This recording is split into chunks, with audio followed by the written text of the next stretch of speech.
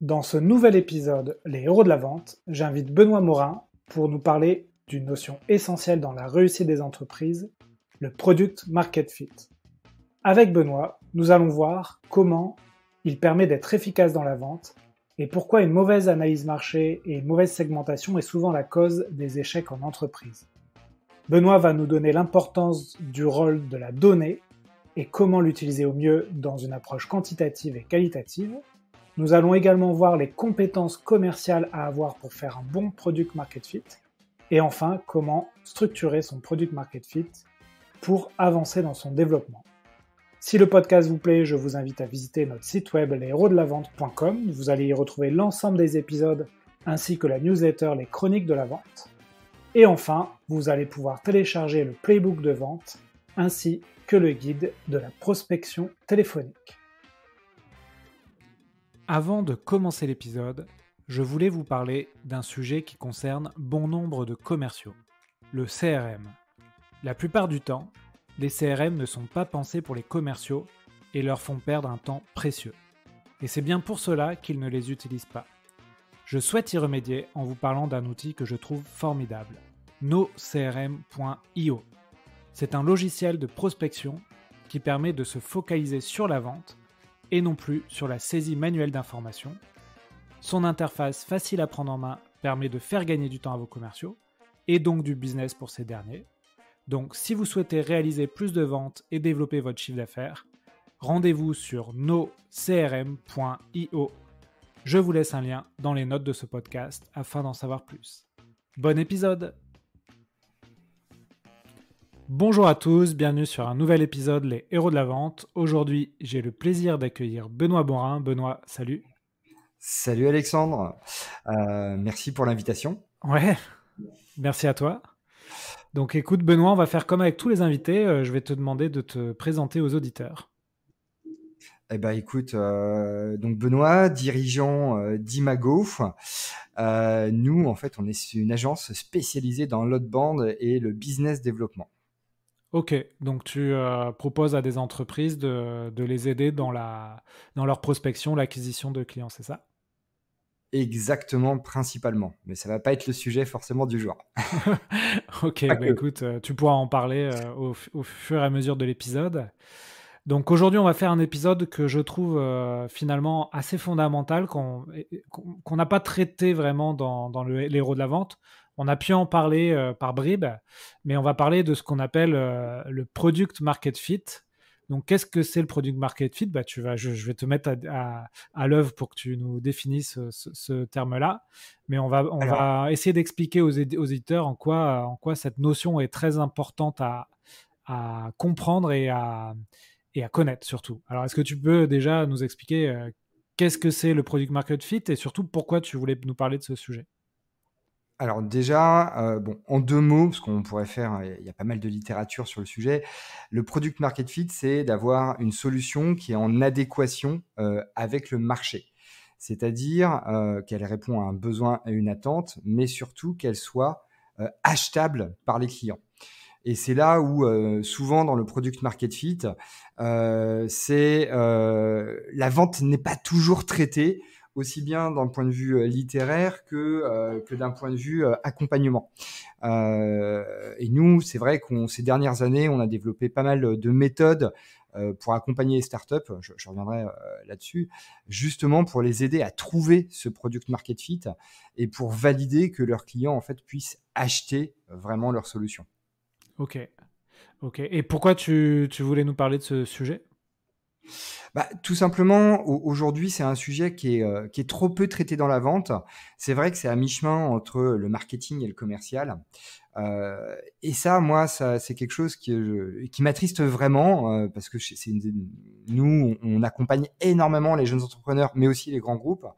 Et on pourra reparler de ces deux cas-là parce que c'est les deux extrêmes. Et aujourd'hui, en fait, souvent, on va un peu vite sur le product market fit pour aller au plus vite sur le marché sans chercher à structurer et à valider. Ou alors, on valide uniquement le besoin, mais on valide pas que les prospects sont prêts à acheter. Et aujourd'hui, c'est des cas de plantage d'énormément de startups, mais aussi de nouvelles offres sur des grands groupes. Je ne citerai pas le nom de ce groupe-là, mais c'était juste avant le premier confinement, un grand groupe qui nous a contactés et qui nous dit, écoutez, nous, quand on crée une nouvelle BU, c'est un budget à chaque fois d'1 million d'euros. Et en fait, on plante 3 BU sur 4 parce qu'aujourd'hui, on ne valide pas notre marché, on met le budget et en fait, c'est le budget pour tester. Et c'est dommage, c'est de l'argent qui est cramé. Et côté startup, on pourra parler chiffres, mais très souvent, en fait, la plupart des crashs de startup, c'est un des points justement d'un mauvais product market fit. Ouais, c'est vrai que quand on se lance dans l'entrepreneuriat, souvent dans les premières expériences, on réfléchit à une offre, à un produit ou un service. On réfléchit bien sûr à son client, mais en fait, on va un peu vite en besogne. On n'analyse pas assez l'adéquation de l'offre par rapport à la demande, de l'analyse du marché, des concurrents, etc. Et du coup, on se retrouve finalement à créer des produits pendant 1 an, 2 ans, et puis on se rend compte finalement que c'est difficile à vendre, non pas parce qu'on est des mauvais vendeurs, mais plus parce que l'offre n'est pas en adéquation avec la demande. Exactement. Et ça, c'est dommage parce qu'il y a des superbes idées. Et là, nous, on a plein de cas parce qu'on a développé une méthodologie il y a plus de 10 ans. Bon, peut-être qu'on viendra sur le parcours, mais il y a plus de 10 ans, on a développé une méthodologie qu'on a rodée. Et il y a pas mal de boîtes où on leur fait un no-go. C'est-à-dire qu'il y a un intérêt, il y a un besoin, mais il n'y a personne pour payer en face. Et là, c'est dramatique. C'est-à-dire que si on se concentre que sur du déclaratif, au final, tous les voyants sont au vert et on y va. Il y a des boîtes qui arrivent à lever des fonds en plus là-dessus, mais au final, personne n'est prêt à payer pour ça. Ouais. Et du coup, ça ralentit le rythme de l'innovation parce que du coup, les choses n'arrivent pas sur le marché. Et puis, c'est des pivots qui ne peuvent pas être faits à temps. Donc, les pivots, c'est on change de direction justement au niveau de son offre ou de sa stratégie aussi d'acquisition sur certains types d'interlocuteurs. Et en fait, du coup, on plante sa boîte ou on plante son projet. Et beaucoup de ces points-là, avec une bonne méthodologie de PMF, devraient pouvoir être évités. Alors, on n'est jamais à l'abri de quoi que ce soit, mais en tout cas, il y a beaucoup de choses qui pourraient être évitées. Oui, exactement.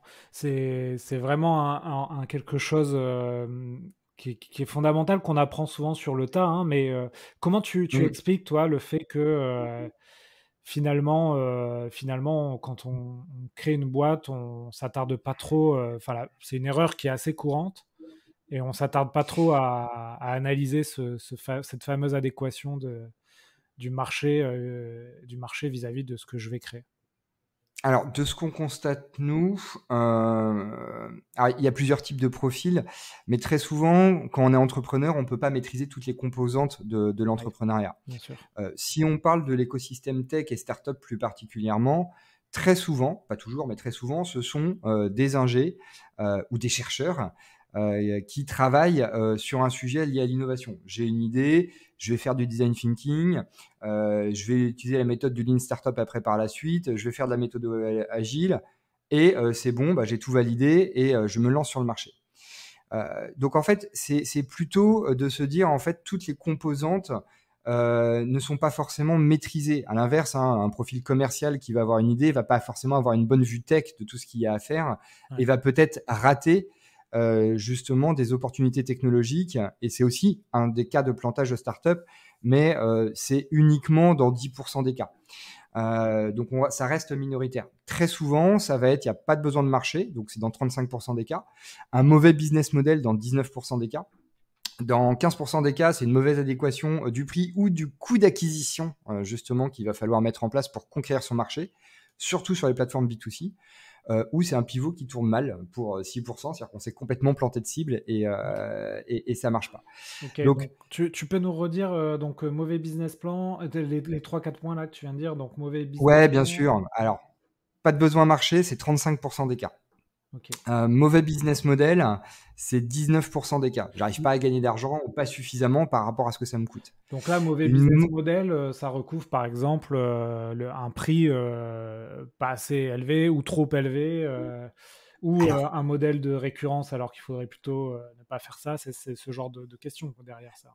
Exactement. Mais en fait, par exemple, pour travailler des startups qui bossent avec les collectivités, Je fais un modèle récurrent et par abonnement assez cher. Je Et peux en fait ne pas passer dans le cadre d'un appel d'offres parce que ce n'est pas la structuration du pricing ouais, et du modèle économique que mon client va vouloir. ouais, exactement. Ouais. Et donc c'est là où c'est là où on peut être sur de l'adéquation marché aussi. Je fais du B2C et je fais de l'abonnement. Paradoxalement, certaines personnes ne sont, si on cible certains segments de marché B2C, ne sont pas pour de l'abonnement, même si c'est rentré dans les mœurs aujourd'hui. Oui, Donc ça va dans tous les sens et c'est pas parce que je fais de l'abonnement pas cher que ça va fonctionner. C'est pas parce que je fais du one shot pas cher. Et là, on est vraiment dans le product market fit. C'est quel est le modèle que mes clients sont prêts à accepter et combien ils sont prêts à débourser. d'accord. Donc tu nous as dit, excuse-moi, hein, je t'ai coupé, mais Je t'en prie. 35% pas besoin de marché, 19% mauvais business model, 15% mauvais business plan, c'est ça? Non, c'est une mauvaise. Alors oui, ça fait partie du business plan. C'est une mauvaise estimation des coûts Ok, et plus particulièrement des coûts commerciaux et marketing. ok, Et ça, c'est un truc, moi, que je trouve complètement dingue. J'interviens très souvent dans des missions auprès des French Tech. Nous, on est partenaire de toutes les technopoles de l'ouest de la France. Euh, c'est quand on travaille avec les startups et on commence à mettre bout à bout tout ce qu'elles vont devoir dépenser pour faire de l'acquisition en internalisant, bah, on arrive sur des budgets qui sont conséquents. Hein. S'il faut un, deux, trois commerciaux, un, deux marketeurs, des budgets AdWords, allez, on va faire plaisir à Yacine, du manuscrit pour faire de l'acquisition par des cartes, ouais, un GetQuanti par exemple pour faire de l'identification de prospects si on est sur du grand compte. Bah, ça va mis bout à vite. bout, on peut arriver à un budget 150-200 000 euros pour une boîte des fois qui commence tout juste à gagner sa vie et où le Ouais, dirigeant ne veut pas faire de commercial. ouais, Il y a aussi ça aussi dans les profils tech. ouais. Et en fait, ils pensent très souvent que ces coûts-là sont gratuits parce qu'ils vont les rentabiliser tout de suite au premier client. Sauf qu'en fait, bah, c'est comme tout, il faut avancer les fonds. Et là, on est dans ce qu'on appelle la vallée de la mort sur les business plans. C'est tout le besoin en trésorerie et par rapport au cycle de vente. Si on travaille avec du grand compte, on ne va pas signer le grand compte en 2 semaines, même à POC. Ok, Donc, c'est ce calcul de cycle de vente en fonction des coûts commerciaux et marketing. Et ça peut être, c'est une des raisons d'échec. En tout cas, en France, moi, je constate, c'est très important et très souvent, c'est vraiment sous-estimé. Et par 20 ou par 30 par rapport à ce que ça coûte réellement. d'accord. L'objectif, c'est que ça rapporte, hein, mais il faut dépenser pour que ça rapporte. Donc tu nous as dit, parce que je reviens encore une fois là-dessus, parce que je trouve ça hyper important de connaître les causes des échecs, mais en gros, pas Mm. besoin de marché, mauvais business model, mauvaise estimation des coûts. Est-ce il y a autre chose encore? Il y en a d'autres, mais je vais en citer un dernier. Ouais, Un pivot qui tourne mal, c'est pour 6% des cas. pivot qui tourne mal. Ok. Donc en gros, En on gros, un essaye pivot. de changer comment dire, la mission de la boîte, ou en tout cas le modèle de la boîte, et on se plante, c'est ça? Exactement, parce que en fait, souvent, ça se fait en mode urgence. Ouais, Parce que justement, on n'a pas trouvé notre PMF, on a levé des fonds. Très souvent, les pivots, c'est après la levée de fonds. Ça ouais, peut bien sûr. arriver avant, mais très souvent, c'est après la levée de fonds. On voit le cash qui diminue. On essaie de faire un pivot pour faire d'acquisitions plus rapides. On mesure pas les choses, on se fait pas accompagner, et à partir de là, bah, en fait, on crame nos dernières cartouches pour ce pivot qui tourne pas bien. Ok. Et je le constate aussi assez souvent, malheureusement.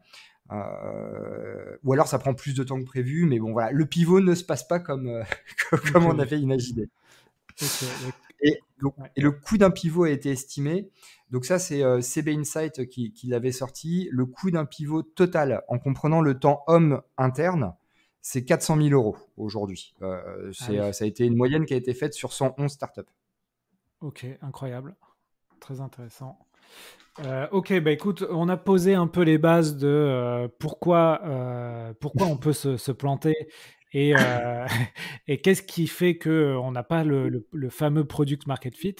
Maintenant, ce que je Ouais. te propose, c'est de donner aux auditeurs des pistes pour justement réussir le plus que possible ce fameux fit, donc produit Ouais. et marché.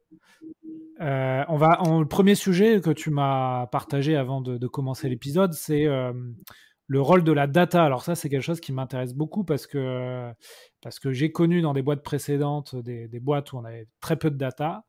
Et là, Hmm. aujourd'hui, je pourrais en reparler notamment dans le blog Les Chroniques de la Vente, mais une boîte où il y a énormément de data. Donc voilà, est-ce que tu peux nous expliquer un peu ce que tu entends par le rôle de la data? Bien sûr. Alors, c'est vrai que moi, j'ai été entrepreneur précédemment sur deux autres boîtes quand j'avais 19 et 25 ans, et c'était des marchés à l'époque, bon, j'en ai 40 aujourd'hui, où il n'y avait pas de data. Et en fait, on avançait vraiment à l'aveugle. Et clairement, aujourd'hui, la chance qu'on a, même 10 ans en arrière, hein, il y avait très peu de données, et la donnée commerciale n'était pas assez structurée. Et la chance qu'on a, c'est avec les CRM, les outils d'acquisition. On peut avoir de la data très qualifiée qui nous permettent tout de suite de savoir quelle est la bonne cible et où est-ce qu'on a des réussites et où est-ce qu'on a des échecs. Et essayer de comprendre ces échecs-là. Donc en fait, il y a deux types de data aujourd'hui qu'il faut appréhender. C'est la data quantitative qui va être issue du web marketing, soit en in-band, soit en out-band. Et la data qualitative des commerciaux, il va falloir la faire remonter et la restructurer pour qu'elle puisse être traitée en interne. Donc là, Ouais. on peut faire Le des fa- choses très simples avec des sheets, des questions, etc. ouais. Mais c'est hyper important de mêler les deux et de ne pas être que sur du quantitatif, mais aussi sur cette notion qualitative pour peut-être demain alimenter un pivot. Ouais, c'est vrai que la Et data qualitative, donc tu l'as dit effectivement, des typeforms, des formulaires, mais ça peut être aussi des entretiens, des feedbacks en vidéo, en son, etc. Alors moi, je suis assez, comment dire,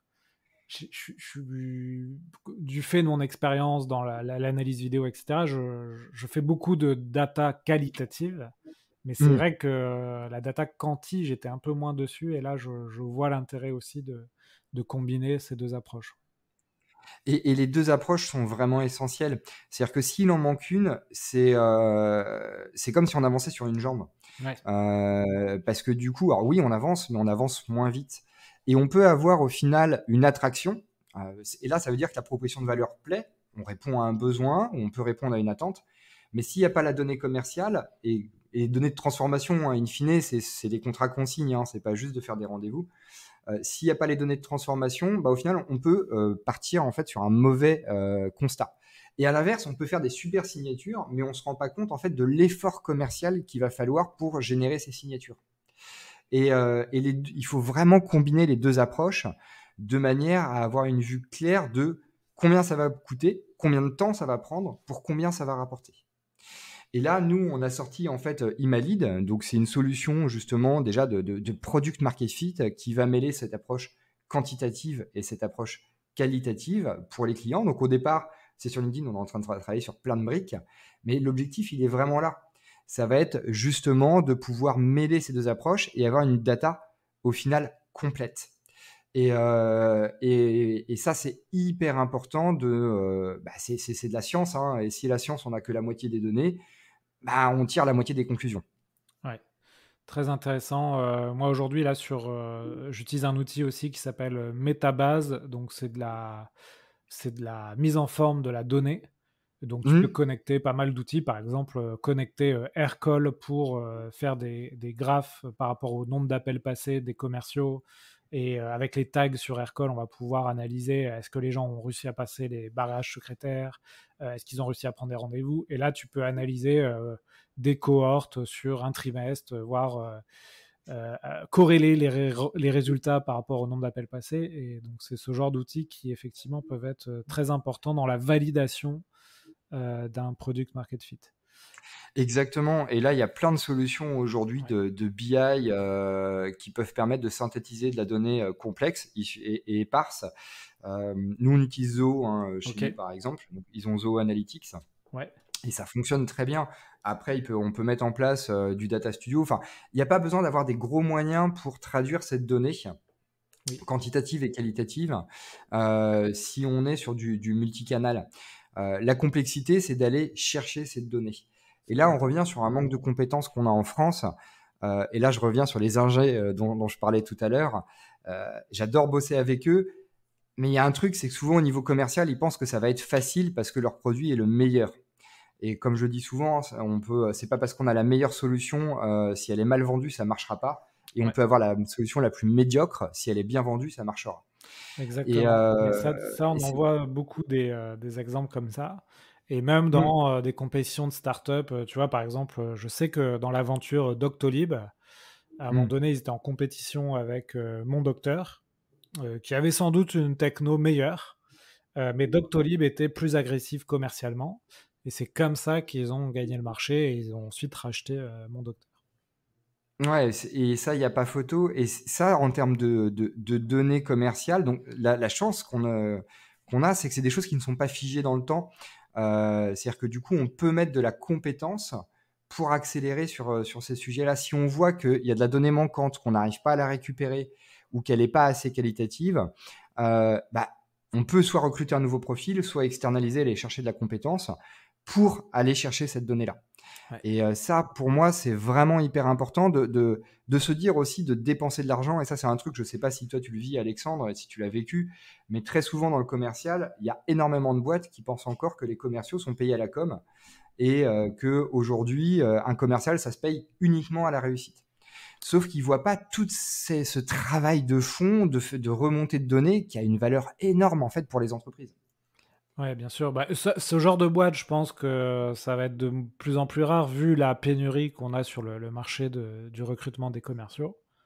Je pense qu'il y a de Ah, moins en... Ouais, t'as pas cette analyse, toi? on a 1 à 2 appels par jour, hein, encore comme ça. Ah oui. Donc, ouais, c'est parce qu'il y a de la pénurie, parce qu'il faut les payer plus cher. De plus en plus de boîtes cherchent ces solutions-là parce qu'elles n'ont pas les moyens de se payer un commercial. Donc D'accord. ça, c'est un autre sujet. On pourra peut-être refaire un podcast sur le sujet.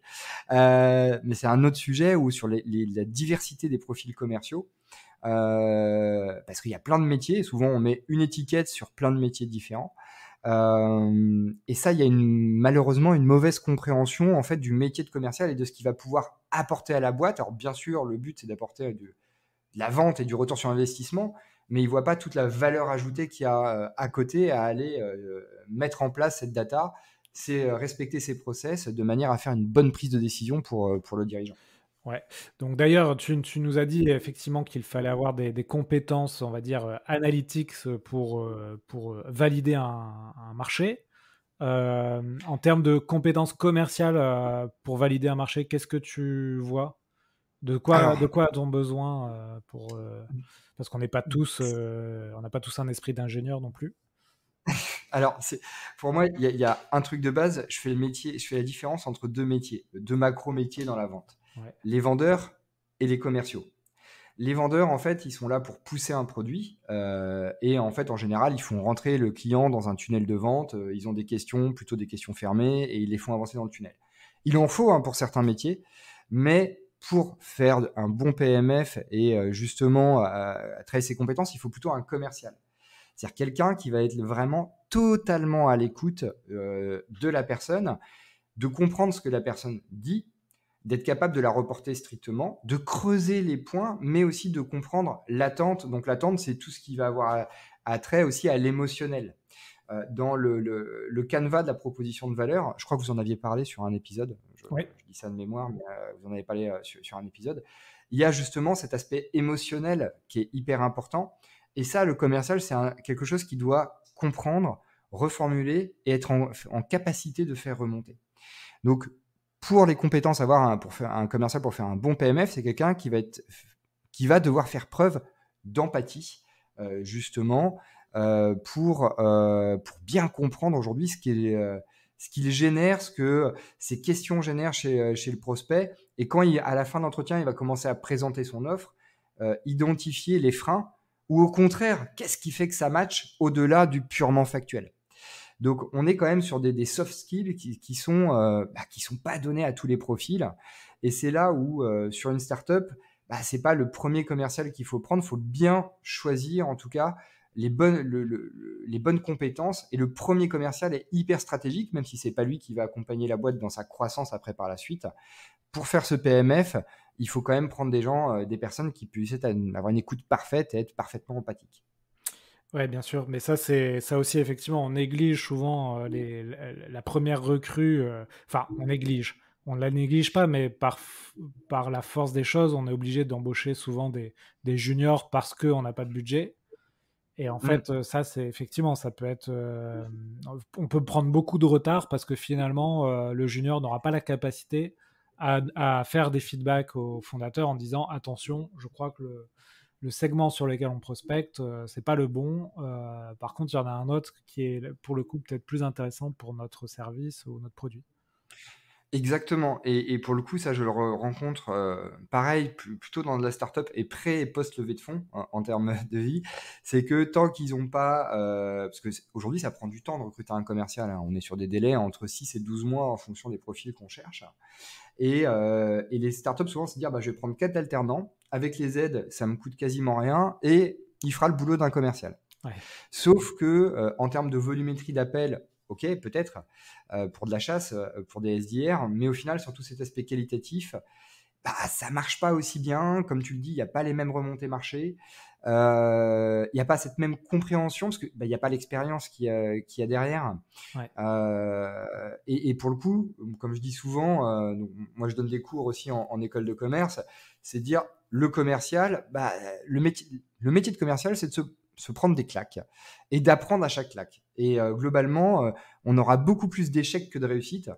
Moi, je ne crois pas les commerciaux qui me disent j'ai 100% de réussite. Mais c'est beaucoup plus d'échecs et c'est en fait d'apprendre de ces échecs. Et là, on revient sur le PMF. Le PMF, c'est quoi? C'est pas dire je vais tester mon marché et je vais forcément trouver la bonne solution tout de suite.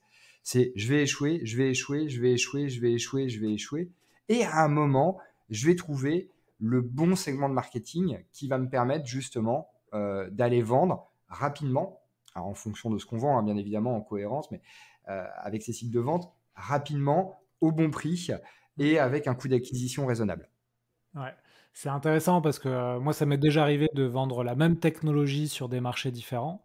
Par exemple, une technologie d'analyse vidéo pour le sport de haut niveau. Mmh. Et de vendre cette même technologie, par exemple, dans le monde de la santé, où tu as des besoins, par exemple, sur la formation pour analyser des simulations médicales. Et en fait, tu te rends compte que tout change. C'est-à-dire, effectivement, le mode de souscription, c'est pas le même. Les prix, tu peux pricer plus fort, mais par contre, le cycle de vente sera beaucoup plus long. Et finalement, la boîte n'est plus du tout la même parce que tu as besoin de plus de fonds, mais le retour sur investissement peut être plus important. Enfin voilà, c'est tout un calcul à analyser dans ta prospection. Exactement. Et là, pour moi, c'est hyper important d'avoir cette clarté en termes de données, hein, pour revenir dessus, pour savoir qui, quoi, combien sous tel délai. Et parfois, ça aussi, malheureusement, je l'ai constaté trop de fois, c'est on va vers du grand compte parce que les paniers moyens sont juste gigantesques sur ce qu'on peut faire. Ouais, Mais en fait, ils mettent 24 mois à signer et encore plus à se faire payer. ouais, Et en fait, la boîte est cool à cause de ça. ouais. Donc ça, c'est là où il faut pas se tromper de cible et il faut faire attention à celles qui parfois paraissent trop belles en termes de chiffre d'affaires ou en termes de marge, sans prendre en compte justement ces complexités en termes de cycle de vente ou de souscription. Et parfois, mieux vaut faire pas mal de petites ventes et des quick wins qui permettent justement de se laisser le temps d'aller chercher ces plus gros deals sur d'autres segments de marché. Ouais, finalement, on dit souvent que quand tu crées une boîte, tu choisis aussi la table de poker sur laquelle tu veux évoluer. Est-ce que tu veux évoluer à une table où tu as des sacrés concurrents ou au contraire des concurrents qui vont être finalement faciles à dépasser? Mais finalement, une fois que tu as choisi cette table de poker, dans le choix du segment que tu vas prospecter, là aussi, tu as une table de poker dans la table de poker. Parce que tu peux te dire, bah, tiens, je vais aller sur la santé, alors que finalement, si tu es allé dans un autre secteur, ça marcherait plus haut, plus fort, plus vite, quoi. Exactement, pour reprendre l'analogie du poker, tu choisis les coups dans lesquels tu veux rentrer en fonction de ta position à la table. Voilà, bien. Ouais, c'est mieux que la table de poker dans la table de poker. Ouais. Ça, mais ayant été joueur il y a quelques années, mais voilà, on rentre pas si on est au flop ou pas. C'est ça. On choisit ses coups et en fait, il faut pas essayer de rentrer partout. Alors, on peut, si. Alors, je me reprends. Il faut essayer au départ de rentrer partout et c'est ça qui permet de savoir vers où on va mettre ses efforts. Donc il y a des fois, il faut accepter aussi de perdre certains coups parce que ça permet de jauger justement si ce segment de marché est bon ou pas bon. Et ça, c'est très souvent difficile à vivre pour des entrepreneurs de se dire j'ai testé un segment de marché, ça m'a coûté 5, 10 000 euros. En fait, c'était pas le bon, mais faut voir tout ce qu'il y a, tout ce qui peut être gagné derrière en termes de temps que d'avoir pris une mauvaise direction et peut-être d'avoir cramé sur 2 ans 100 000, 150 000, 200 000 euros sur de l'effort qui au final n'en valait pas le coup. Ouais. Ouais, bien sûr. Les Américains aussi, ils ont une bonne expression, je trouve, sur le product market fit qui est intéressant. C'est finalement, à ton entreprise, est-ce qu'elle propose plutôt un nice to have ou un must have? Et cette notion-là, Exactement. finalement, quand tu switches de marché, tu peux aussi, ta solution peut devenir un must have, alors que jusqu'à présent, c'était plus une solution sympa à avoir, mais qui changeait pas le cours des choses, quoi. Exactement, juste en changeant d'interlocuteur, ça peut radicalement changer la donne sans changer de secteur d'activité. Je vais prendre un exemple très concret sur une boîte que j'avais accompagnée il y a pas mal d'années sur les bilans carbone. On peut se dire, les bilans carbone, il y a plein de boîtes, c'est concurrentiel. Toutes les personnes qui font des bilans carbone, c'était il y a 7 ans, s'occupaient justement d'aller chercher la RSE. Alors, il faut savoir qu'il y a un petit truc. Donc, il y a 4 raisons fondamentales d'achat sur la vente de manière générale. Un professionnel ne va acheter en fait des produits et services que pour 4 raisons. Soit ça lui permet de vendre plus et mieux, soit ça lui permet de doper sa productivité, soit ça lui permet de réduire ses coûts, ou c'est obligatoire avec une notion coercitive. Ouais. Et aujourd'hui, les personnes en bilan carbone vendaient en fait leur bilan carbone à la RSE en disant c'est une obligation légale. Ok. Alors, il y a une obligation légale. Tu as fait ton bilan carbone, Alexandre? Non. Ok, moi non plus. Et bah, de toute façon, c'est pas grave, il n'y a pas de sanction. C'est obligatoire, mais il n'y a aucune sanction. Donc, en fait, aucune boîte ne va vouloir aller sur les bilans carbone. Et eux, donc, ils se trompaient de cible en allant voir la RSE, en parlant de bilan carbone, en parlant d'obligations. Et on les a fait switcher de cible pour aller justement plutôt vers la communication, Ouais. vers le commercial et vers la prod. Avec ces 3 autres raisons d'achat fondamentales. Ça va être des arguments de vente, ça va être un argument pour améliorer votre process de prod, donc gagner en productivité, et ça va vous permettre de rationaliser, oui, d'avoir les achats aussi, ça va vous permettre de rationaliser les achats et d'acheter mieux et à moins cher. Et là, ça a marché. Donc, cette approche de product market fit, elle peut être aussi adressée sur tous les secteurs ultra concurrentiels. Et là, on passe d'un nice to have auprès de la RSE à un must have justement auprès de tous les autres interlocuteurs qui y voient tout de suite un bénéfice. Ouais. Et donc, c'est pas valable que dans l'écosystème tech, c'est valable quasiment dans tous les secteurs d'activité. Très intéressant. Tu m'as parlé, en préparant l'épisode, de la structuration d'un product market fit. Tu entends quoi par là? Comment structurer Ouais, ça? alors ça se prépare en fait. OK. Très souvent, quand on va aller travailler son product market fit, on le fait à l'arrache. Nous-mêmes au démarrage, on le fait très bien avec nos clients, hein. Le nôtre, on l'a fait à l'arrache au démarrage, avant de se reprendre en disant mais attends, on est en train de faire comme nos clients, ça va pas du tout. Donc du coup, on a restructuré un peu les choses. Et en fait, c'est un vrai plan d'action. Et là aussi, bon, c'est une autre problématique. Beaucoup de boîtes mènent beaucoup d'actions, mais pas forcément de manière structurée. Et si on veut glaner de la donnée, bah, il faut structurer ses actions en fonction de ses cibles. Quel canal ou quel canot d'ailleurs, parce que le but c'est d'en utiliser plusieurs aussi et d'en paralléliser plusieurs. Quels canaux je vais utiliser? Comment je vais glaner cette donnée? De quelles données j'ai besoin? Parce que bah, on peut aussi avoir une obésité de la donnée, d'avoir trop de données, donc il faut aller quand même à l'essentiel. Comment je vais pouvoir structurer cette donnée? C'est quoi mon process de vente et de le processiser? Alors, ça peut bouger par la suite et de l'adapter aussi en fonction de chaque segment de marché. Demain, je vais approcher les bureaux de tabac et je vais peut-être pas faire du product market fit via LinkedIn. Ouais. Quoique, il y en a quand même quelques-uns, mais la majorité sont pas dessus. Donc là aussi, c'est de structurer segment de marché par segment de marché la méthode qu'on va utiliser. Et après, par la suite, et de mettre plusieurs méthodes en parallèle pour être certain de ne pas rater en fait un canal d'acquisition. Et là, bah, il y a énormément de canaux. Enfin, tu en présentes beaucoup, toi, Alexandre, dans toutes tes émissions. Donc, aujourd'hui, c'est quand même d'essayer d'élargir le scope en termes de canaux et de mettre en place ce process et d'avoir une visibilité sur où est-ce que ça bloque. Et à partir de là, c'est ça qui va permettre de tirer des conclusions entre besoins, attentes et capacité d'achat. OK, très bien. Donc tu mets tes objectifs, tu mets ton plan d'action, tu Exactement. choisis les canaux d'acquisition et puis, tu regardes ce qui fonctionne pas. et t'adaptes après par la suite au fur et à mesure. Il faut pas avoir peur de changer le plan en cours de route. Mais bon, pas trop souvent non plus. C'est-à-dire qu'il Ouais. faut, là aussi, c'est une erreur en fait qui est faite. C'est ça marche pas au bout d'une semaine, je switch. Bon, tu sais ce que c'est le commercial, ça demande un peu de temps.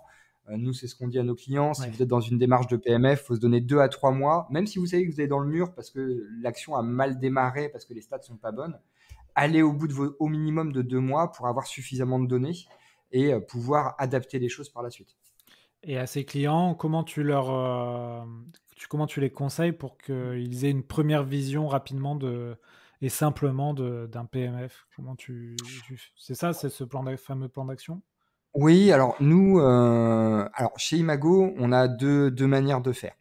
La première, c'est qu'on fait à leur place. Donc ça, c'est aujourd'hui une presta qui est très encadrée chez nous et sur laquelle pendant 2, 3, 4, 5, 6 mois, ça dépend en fait du nombre de segments de marché qu'on étudie, on va paralléliser justement l'étude de plusieurs segments de marché et sur lesquels on leur donne à la fin un livrable qui va leur dire, bah, OK, vos coûts d'acquisition, ça vous coûter tant. Vous allez pouvoir faire tant de chiffre d'affaires sur un site de vente de temps ou même des fois, bah, en fait, ça marche pas. OK. Et là, c'est compliqué à entendre parfois. Mais bah, écoutez, ça marche pas, on a tout essayé, donc faut revoir. Et là, on donne des éléments pour pivoter, pour alimenter leur futur pivot. Donc ça, c'est la première brique où en fait, c'est un service all-inclusive où ils viennent nous voir et à partir de là, ils ressortent plusieurs mois après, ils ont un livrable qui est clair, net, précis sur ce qu'ils ont à faire. L'autre solution, c'est Imalid, j'en ai parlé tout à l'heure. Donc ça, c'est notre solution SaaS qu'on vient de sortir. Et l'objectif, c'est qu'ils puissent souscrire directement, faire leur test marché. Donc il y a une formation justement pour qu'ils puissent eux-mêmes tester leur marché. Ils vont pouvoir mesurer justement cette vélocité commerciale avec cette approche. Alors, pour l'instant, c'est que par LinkedIn, mais ça va être rapidement vers autre chose. Mais donc par LinkedIn et mesurer en fait leur retour en termes de devis, en termes de vente et pouvoir dire OK, c'est le bon segment de marché avec la bonne proposition de valeur. Donc ça, aujourd'hui, il y a ces deux notions-là. Sinon, on les aide aussi via le réseau des French Tech, entre autres, et des French Fab où on intervient énormément. Donc sur de l'atelier, où on leur donne la méthode pour les entreprises qui ont des moyens un peu plus limités. Et à partir de là, ils peuvent nous voir. Donc moi, j'ai des permanences tous les vendredis, dernier vendredi du mois, où ils viennent me poser leurs questions. Donc c'est du bénévolat. Et je les aide à avancer petit à petit de manière à ce qu'ils puissent avancer dans leur PMF et trouver leur marché. Ouais. Et tu l'as dit, ce sujet ne concerne pas que les startups. Ça concerne pas que les startups, ça concerne aussi les grands groupes. Alors, un peu moins les PME. Alors, quoique, il y a un mouvement chez les PME et les PMI, donc dans l'industrie, où soit ils sont en train de rendre leur structure, enfin, leur offre en serviciel, donc pour les industries, soit pour les PME, ils sont en train de voir sur comment industrialiser leurs ventes et sur des nouvelles offres et les repackager. Et là, dans ce cadre-là, ils perdent beaucoup de temps. Donc là, c'est deux marchés émergents, mais il y a des vraies choses à faire là-dessus. Moi, je suis labellisé Brest Fab. Alors, c'est l'émanation de la French Fab en Bretagne. OK. Parce que je suis breton, c'est vrai que je n'avais pas précisé au démarrage.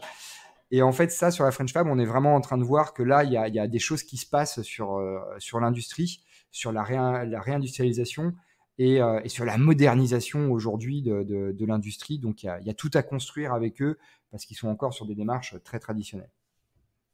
OK, très bien. Écoute, ça marche Benoît, on arrive à 36 minutes d'interview. Est-ce que tu veux ajouter quelque chose sur ce sujet, fondamental, de l'adéquation marché-produit? Bah, oui, le dernier point, c'est que je voulais ajouter, c'est il faut le faire le plus tôt possible et il faut le faire en permanence. C'est-à-dire que c'est pas parce qu'on a passé le cap du projet, on a trouvé son marché, il faut continuer à le faire de manière à trouver son océan bleu sur d'autres marchés. Ouais. Et ça, c'est indispensable de mettre cet effort-là. Donc, c'est un vrai effort, et quitte à avoir quelqu'un qui est dédié pour ça en interne ou à l'externe, mais d'avoir toujours être en recherche de nouveaux segments de marché. Ouais. Parce que ça va alimenter la stratégie, ça va alimenter la tactique. Et c'est ça qui va aussi rendre l'entreprise plus résiliente. Si à un moment, il y a un compétiteur qui entre sur le segment de marché qui devient concurrentiel, ça permet de switcher très rapidement et d'être plus résilient dans son modèle économique. Oui, finalement, tu peux avoir un business, qui marche, qui est florissant Et en testant une autre verticale, tu vois finalement qu'il y a plus de chiffre d'affaires à faire sur une autre verticale plus facilement. Et comme tu Exactement. dis, ça te permet de prendre des positions concurrentes. On le voit hein, notamment sur ce secteur des startups. Par exemple, tu vois, ce midi, j'ai payé mon restaurant avec la carte Swile, qui est un peu la startup qui réinvente le ticket resto. Et on peut se dire, bah, les tickets resto, ils avaient une situation d'oligopole. Hmm. Eux arrivent avec une solution digitale. Hop, ils sont en train de leur prendre des parts de marché. Peut-être que s'ils avaient exploré justement le monde digital, ils n'en seraient pas là à faire face à un nouveau concurrent. Ah ben c'est clair. Et les exemples, ils sont Ils sont- extrêmement nombreux. Et Ouais, il y bien a des sûr, startups qui sont en train de se faire bouffer par d'autres startups aussi, c'est c'est sur ça. des marchés qui étaient des vieilles startups. Alors, vieilles startups qui ont 10 ans, hein, ça fait un peu bizarre de dire ça. Mais et c'est là où faut pas se dire, bah ok, j'ai trouvé mon marché, j'ai fait ma levée, c'est bon. Ou alors ça, c'est dans l'industrie. J'ai toujours fonctionné comme ça. Ça a toujours marché, j'ai passé toutes les crises, ça fonctionnera comme ça. Ça, c'est un biais cognitif humain qu'on a tous. Et c'est le plus grand danger pour moi de l'entrepreneuriat. C'est de se contenter du business qu'on a sans forcément être en exploration permanente. Et là, on est sur le market discovery. Ce sera peut-être aussi le sujet d'une autre. Ça pourrait être le sujet potentiellement sur un autre podcast.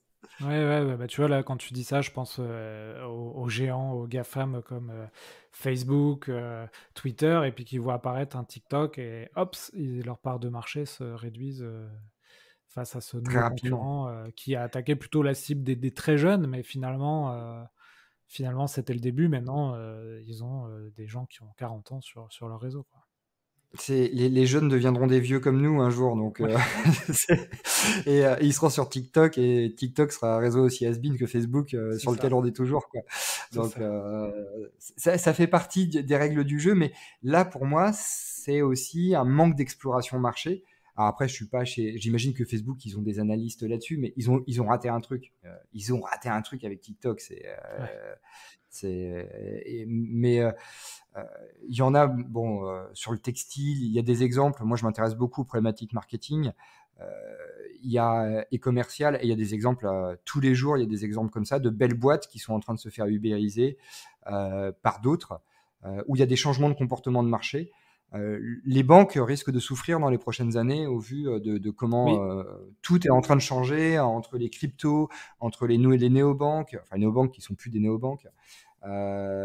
Donc là, il y a tout un monde qui est en train d'émerger, mais il y en a un ancien monde qui risque de s'effondrer si elle s'adapte pas très rapidement, quoi. Et elle le disait elle-même qu'elles sont pas bonnes en fait sur là-dessus quand on échange avec des responsables d'innovation dans les banques. ouais. Bon, écoute, on va pas faire tous les tous les secteurs Non, c'est qui clair. vont se Mais, révolutionner. Mais oui, mais tu vois, c'est un sujet qui me passionne. On peut rester ouais, très longtemps à discuter, je pense, sur ces sujets-là. ouais, c'est clair. Bah écoute, je t'inviterai sur un autre épisode. En attendant, je vais te poser les Bon. dernières questions pour finir l'épisode. En termes de contenu, est-ce que tu as des choses à conseiller aux auditeurs? Oui, alors le premier c'est un magazine, enfin moi je lis énormément, qui s'appelle Harvard Business Review, Ouais, très bien. HBR. C'est une mine d'or, c'est une vraie mine d'or. Il y a toujours 2-3 super articles de très bonne qualité qui permettent de remettre les choses en perspective. Il y a alors un bouquin un peu old school, mais qui est vraiment sympa, qui s'appelle la Bible de la vente, mais qui est très bien pour revoir tous les fondamentaux de la vente. Et de temps en temps, en fait, je me remets dedans. Et ça permet de se dire, ah oui, tiens, j'avais oublié ce truc-là. Donc, j'aime beaucoup. Il y a celui de Aaron Ross, Predictable Revenue, que j'aime beaucoup. Predictive Revenue, Oui, pardon, qui permet de restructurer son service commercial pour accélérer. Donc ça, c'est un bouquin que j'aime énormément, que je relis assez souvent. Parce que c'est clairement nous aussi, c'est notre fonds de commerce hein, de structurer les services commerciaux, mais il est hyper riche. Donc en gros, pour faire le pitch pour les auditeurs, c'est comment Salesforce est passé de 10 millions à 100 millions de MRR. Donc ouais. autant dire toute une ambition. On en a parlé beaucoup Euh, dans le podcast, effectivement, de ce bouquin. Ouais. ouais, je sais qu'il revient. Et il y a un bouquin un peu old school aussi que vous avez peut-être avoir du mal à trouver. Il est assez cher aujourd'hui sur le marché. Ça s'appelle La stratégie du projet latéral. Ah, celui-là, non, C'est un je le bouquin. connais pas, celui-là. Alors, c'est assez obscur parce que c'est enseigné à l'ENA, en fait. C'est un bouquin de cours de l'ENA. Ok. Je n'ai pas fait l'ENA. Mais donc, du coup, c'est comment manager. Ça, c'est très bien pour de la vente à des grands comptes. C'est comment manager, en fait, des groupes complexes de personnes. Et y compris que ce soit des groupes de 10, 15, 20 ou 500 personnes. Donc, tous les hommes politiques ont lu ce bouquin-là. Ça permet de comprendre aussi beaucoup de choses sur comment le monde fonctionne. Mais pour vendre à un grand compte, c'est hyper complémentaire d'autres démarches, justement, pour pénétrer les grands comptes. Donc, moi, j'aime beaucoup ce bouquin-là pour prendre de la hauteur.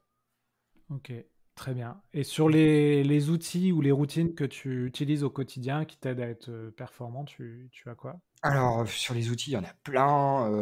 Il y a des traditionnels. Je pense que je vais pas réinventer la roue de ce côté-là sur ce qui a été dit dans tes précédentes émissions. Il y a Casper, Lusha que j'aime beaucoup, Ouais. Drop Contact, Phantom Buster. Alors bien sûr, nous sur l'acquisition LinkedIn, on se sert de notre solution Imalid. Donc ça, c'est un outil pour nous, on s'en sert énormément. Pour faire de l'acquisition, c'est vraiment pas mal. Quel autre outil Tilki. Nous, on s'en sert beaucoup pour faire du tracking de propositions commerciales. J'aime beaucoup parce que c'est assez fin dans l'analyse de données, justement, quand on envoie une doc dans la data pour voir est-ce que la personne lit jusqu'au bout ou est-ce qu'elle lit 10 secondes la documentation. Et ça, dans le PMF, c'est un outil qui est vraiment pas mal. Et puis notre CRM, hein, Zoho, tout l'écosystème Zoho, moi je le trouve très bien, très abordable. Voilà, je sais il y a HubSpot qui est passé il y a pas longtemps. On aime beaucoup HubSpot aussi, mais c'est vrai que nous on a fait un choix pour tout l'écosystème Zoho intégré qui est bien. Moi je l'ai choisi quand j'étais tout seul, quand j'ai démarré tout seul le cabinet. Et aujourd'hui, il nous suit dans notre croissance, donc c'est pas mal. Ouais, bah écoute, HubSpot, on fait aussi un peu de pub à nos amis de nos CRM qui en plus sponsorisent les héros de la vente, qui est aussi un Mm. CRM très sympa. Mais Ils effectivement, sont, je connais pas Zoho, mais on m'en a dit du bien aussi. Ouais, nos CRM est très bien aussi. D'ailleurs, moi, je le recommande très souvent pour des startups qui démarrent, pour être sur quelque chose qui est très light, c'est top. Ouais.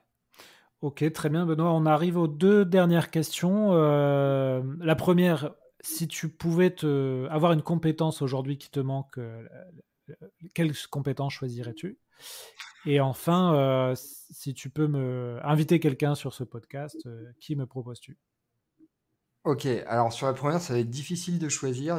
J'ai deux compétences que je rêverais d'avoir et qui me rendraient service au quotidien. La première, c'est la téléportation. Ouais. Ce Bah, serait absolument génial. tu peux le Euh, faire avec la visio aujourd'hui. On peut le faire avec la visio, mais ça évite d'être en retard tout le temps au rendez-vous. J'avoue, là, depuis un an, c'est compliqué. Donc ça, c'est un truc que je rêverais.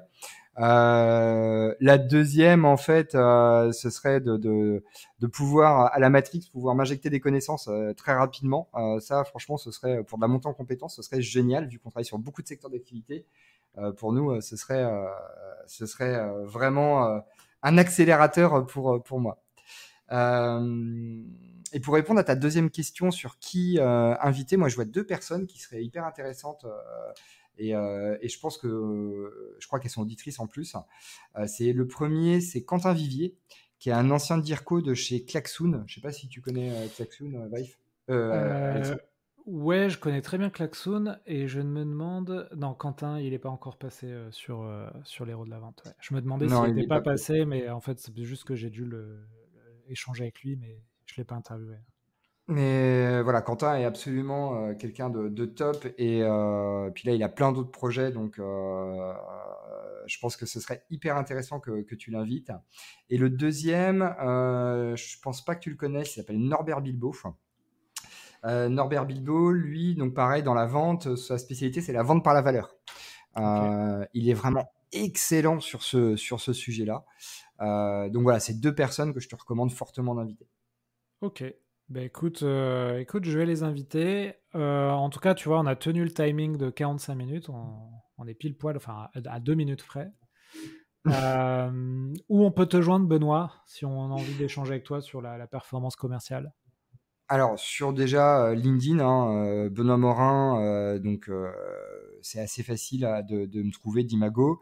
Sinon, directement par mon mail, benoît@ima-go.fr. Et pas hésiter à me contacter si vous avez la moindre interrogation. On peut toujours se caler un créneau. Ok, très bien. Bah, écoute, c'était un épisode vraiment enrichissant. On a appris plein de tips. C'était assez rigolo de mon côté. Je vous donne les coulisses, mais ça a enregistré un 1er avril et il est en train de neiger. Et en plus, c'est mon anniversaire, donc c'était un jour assez rigolo, je trouvais. Bon anniversaire, du coup, je ne le savais pas. Ouais, bah écoute, merci Donc, pour ce cadeau. Ça m'a donné de bons conseils que j'appliquerai dorénavant. Bah écoute, avec grand plaisir. Et puis c'est un chouette cadeau, c'est vrai, la neige pour Noël. Ouais, c'est ça. Pour Noël, excuse-moi, pour ton anniversaire. Pour le J'étais 1er en train de avril. penser justement à me dire qu'on n'en avait pas eu à Noël cette année. J'étais en train de regarder dehors. Ouais. Oui, il fait super beau, donc non, En Bretagne, neige cet après-midi. bon, Ah ouais, là, tout part en sucette. c'est mort. Exactement. C'est beau en Bretagne. Et il neige à Toulouse, quoi.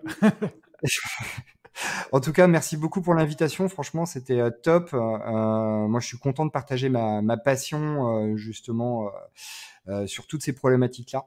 Comme tu as pu le voir, je peux être assez bavard. Donc, si à un moment tu veux qu'on refasse un épisode sur des questions strat marketing commercial, c'est avec un très très grand plaisir. Ok, parfait Benoît. Écoute, je vais couper l'enregistrement. Ne quitte pas la page Zencastr tout de suite, comme ça on débrief. Ça marche. Et là, je donne vraiment tous les coulisses de l'épisode. Allez, à bientôt Benoît, salut. Merci, à bientôt. Salut. Voilà, j'espère que l'épisode vous a plu. N'hésitez pas à nous noter 5 sur 5 sur Apple Podcast, ça nous aide à monter dans les classements. Vous pouvez aller sur le site lesheroesdelavente.com pour retrouver l'ensemble de nos contenus. Vous pouvez aussi mettre un tip sur notre page tipeee.com et je vous invite à me contacter sur LinkedIn si vous avez un sujet à me proposer autour de la vente. À bientôt et belle vente à tous.